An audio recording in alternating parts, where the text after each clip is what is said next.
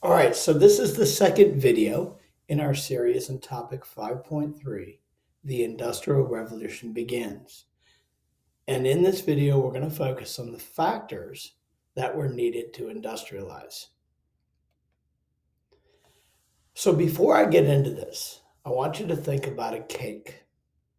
If you were going to make a cake, what would you need to make it? You're probably thinking of things such as cake mix, flour, eggs, butter. You also need an oven. And by all means, you need to put some chocolate in it and you need to put some frosting on it. And the frosting needs sugar and some other stuff. The bottom line is to make a cake, you need the correct combination of ingredients. And when we think about the political, social, and economic factors that allowed a nation to industrialize, I also want you to think of the concept of ingredients. In order to industrialize, a state needs to have the correct combination of ingredients. So here we see four examples of cars. And let's say that I win the lottery and I come to you and say, I'm going to buy you one of these cars. Now, when we think of each of these cars have thousands of factors or ingredients that go into making it. These factors are known as the factors of production. The factors of production are basically the ingredients that a state needs to industrialize. In order to industrialize any state, being Great Britain, France, the United States, Russia, or Nigeria, has to have these factors in a correct combination. So the ingredients to industrialize include land. These are things that occur naturally, such as natural resources and other things that are used in the production process. You have labor, mental and physical effort put into the production process. You have capital, which is divided into machines and money that are used to produce goods.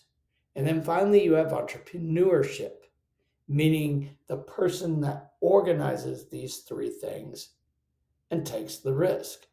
So, to give you an example, if I were to buy you that truck, and Lord knows today with all the snow and ice, I could have used this truck.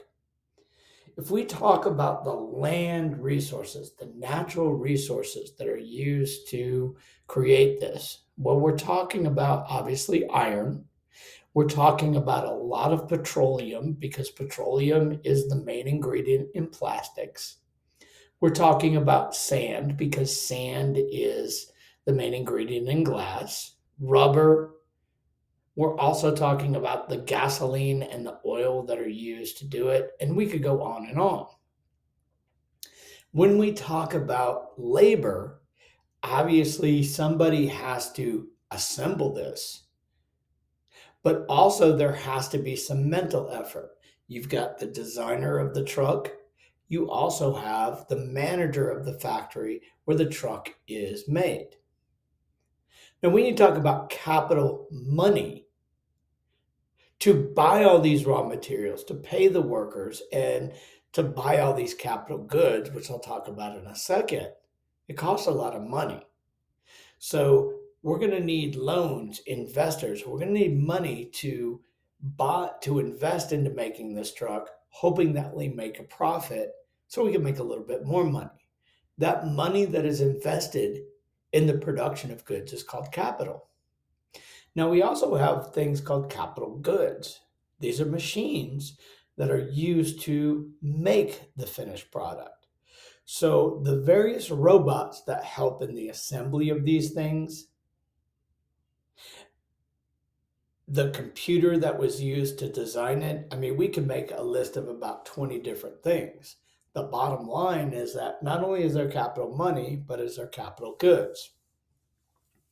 Now, there always is somebody who's going to be the entrepreneur. This is the business organizer, and this is the person that manages the land, manages the labor, and manages the capital goods and capital money, brings it together, and essentially creates the process.